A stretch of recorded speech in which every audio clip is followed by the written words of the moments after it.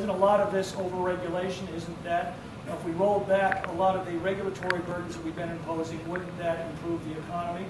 And I think the obvious answer is, again, we can look back to eras like the Reagan period, where we did roll back regulatory burdens, and look at the burdens that are going on right. Any bankers here, by the way, or anybody who talked to bankers regularly? Or wants to admit to be one? Good point, good point. I'll tell you, it's no mystery why they're not lending. What they're saying is, look, we do not know the regulatory environment that we're going to be loaning money into. We're getting thousands of pages of new regulations as a result of Dodd-Frank. In fact, I just got an earful of that from a major employer here just a few hours ago. And so that era of uncertainty is holding things back, as at the hospital earlier.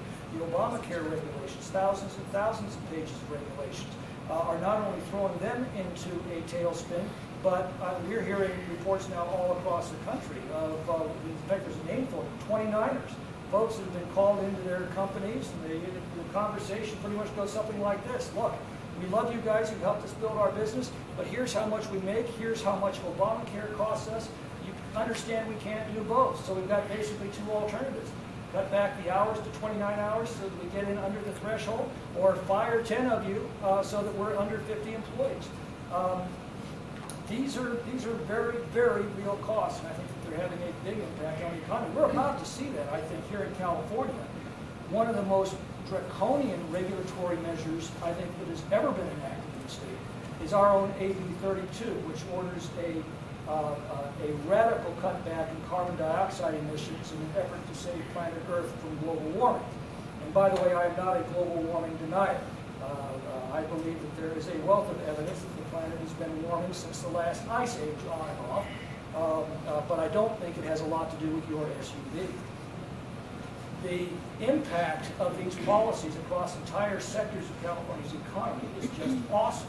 It has huge implications for the California wine industry, baking, cement production.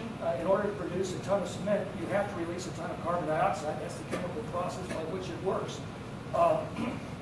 Every molecule of ethyl alcohol you produce in wine fermentation, you have to release a molecule of carbon dioxide. You all remember chemistry.